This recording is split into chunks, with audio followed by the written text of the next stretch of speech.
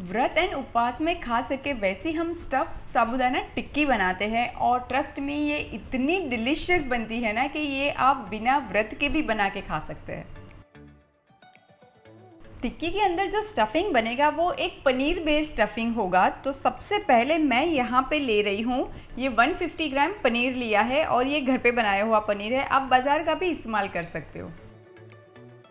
पनीर में सबसे पहले मैं ऐड कर देती हूँ सेंधा नमक, हाफ टी स्पून जीरा, थोड़ा सा अदरक एंड हरी मिर्च और लास्ट में ऐड कर देते हैं दरदरी सी कूटी हुई पीनट्स। ये अप्रॉक्सीमेटली 1.5 टेबलस्पून ली है मैंने। अब ये स्टफिंग को हम अच्छे से मिक्स कर लेते हैं। अब ये स्टफिंग में से मैं छोटे छोटे पोर्शन निकाल लेती हूँ ताकि स्टफ़ करने में आसानी हो जाए। और अब पैटी का आउटर लेयर बनाते हैं, जिसके लिए मैंने यहाँ पे भीगे हुए 1 कप साबूदाना लिया हुआ है और ये साबूदाना कम से कम 5 से 6 घंटे से भिगाया हुआ था।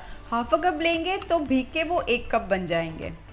और अब साबूदाना के साथ मैं ऐड कर देती हूँ मीडियम साइज़ के 3 बॉईल किए हुए पटेटोज़। आप पटेटोज़ की जगह पे स्वीट पटेटोज़ का भी इस्तेमाल कर सकते हैं।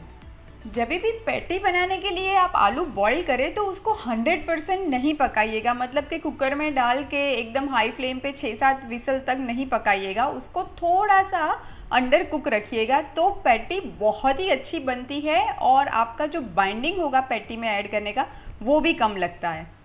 और अब हम ऐड कर देते हैं थोड़ा सा सेंधा नमक और जीरा और अब ऐड कर देते हैं अदरक, हरी मिर्च एंड थोड़ा सा धनिया।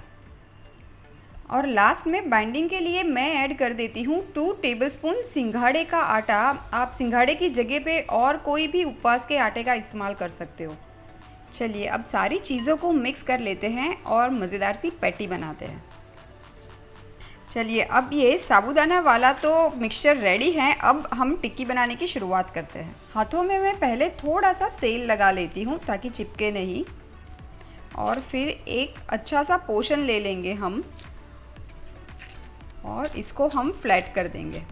और अब ये जो पनीर वाला स्टफिंग हमने बनाया था वो सेंटर में रख के इसको बंद करके एक मज़ेदार सी टिक्की बना लेंगे। टिक्कियाँ तो बनके रेडी हैं। अब बारी आती है इनको शैलो फ्राई या डीप फ्राई करने की। मैं आज शैलो फ्राई कर रही हूँ, पर आप बिल्कुल इसको डीप फ्राई कर सकते हैं। डीप फ्राई करने से पहले अगर आप इसको 15 से 20 मिनट के लिए फ्रिज में छोड़ देंगे और फिर करेंगे तो बहुत ही अच्छा रिजल्ट आएगा। टिक्कियों को शैलो फ्राई करने के लिए मैं एक पैन में ऑयल ले लेती हूँ। आप ये टिक्की घी में भी फ्राई कर सकते हैं। मैंने अप्रॉक्सीमेटली 3 टेबलस्पून जितना ऑयल लिया है और 3 टेबलस्पून ऑयल में मैं ये सारी टिक्कियाँ शैलो फ्राई करूँगी। ये टिक्कियों को हम मीडियम फ्लेम पे शैलो फ्राई करेंगे जब तक कि दोनों तरफ अच्छा सा गोल्डन कलर आ जाए। अब ये टिक्की को पलटा के भी पका लेते हैं। टिक्कियाँ तो बहुत ही अच्छे से पक चुकी है, दोनों तरफ बहुत ही अच्छा सा गोल्डन कलर आ चुका है। बस यही टाइम पे हम टिक्कियों को निकाल देते हैं। गर्मा गर्म मज़ेदार स्टफ़ साबूदाना टिक्की तो बनके रेडी है। ये वाली जो टिक्की है इसको आप एज़ इट इज़ व्रत की चटनी के साथ तो एंजॉय कर ही सकते हैं, पर आप इसको एज ए चाट भी सर्व कर सकते हैं, थोड़ा सा इसके ऊपर दही एंड पोमोग्रेनेट डाल के।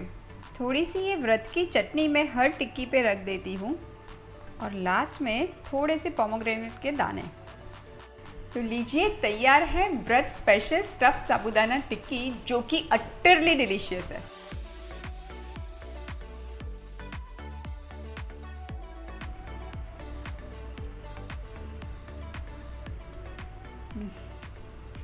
नो वर्ड्स, इतनी मज़ेदार है ना।